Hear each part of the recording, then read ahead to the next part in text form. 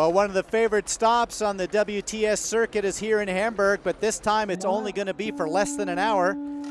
The Hamburg race, the men are in just under the water temperature to wear wetsuits, and this will be the final preparation before the 2012 London Olympic Games. Many men are here to get their final prep, and look at Javier Gomez. He is actually right now leading Richard Varga, the man who traditionally comes out of the water in the lead. And as they come through the long tunnel out of darkness into the sunshine, look at the crowd just inches away. It is in fact Javier Gomez just out of the water, Varga beside him. Petzold from Germany into that bunch as well. And you can see Christian Prochnow, the German's very well established, coming out of the transition zone. And now a bit of a break off the front end here. This is very fast riding. A group of four right there. That in fact is the likes of Colucci, the two Australians, Courtney Atkinson and Dan Wilson as well into that bunch. Clark Ellis, the group of four right now trying to get away. If they can stay 30 seconds ahead, they will share the $10,000 bike premium that was not claimed in Kitzbühel, but it has to be 30 seconds over the sprint distance, 50 over the Olympic distance. And here they come now, coming off the bikes, getting ready for the start of the 5-kilometer run. And it's going to be very close to 30 seconds. Certainly the gap lead off the bike will be a benefit. As they reach down, Wilson first across the dismount line. There's Colucci. Courtney Atkinson back in great form, getting ready to go to his second Olympic Games. Could he finish off with a victory here in Hamburg? Clark Ellis will be the alternate for the Kiwi team.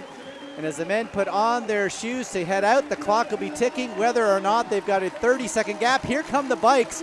And it looks like it's going to be just over 24 seconds. They will not claim the bike premium. There's Rank Frodeno into that bunch, the French team in there as well. 40-plus men coming off the bike.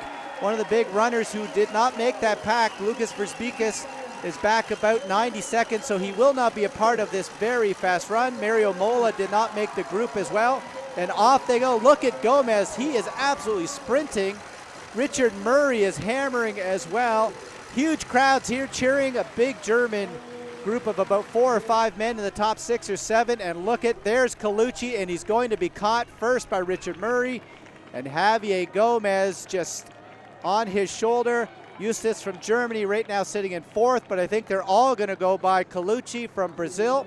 And look at Richard Murray. This man has had a 2nd and a 3rd so far this year. Courtney Atkinson running very solidly as well. Justus has already gone through him.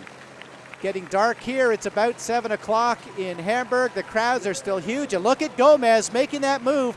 Remember himself and Frodeno in that same battle a couple of years ago. There's Justus going through Colucci. So now he's solidly in 3rd place. This guy has a great running background. And there is Javier Gomez trying to get away. You can see Bevan Doherty in good form. Sven Rieder as well.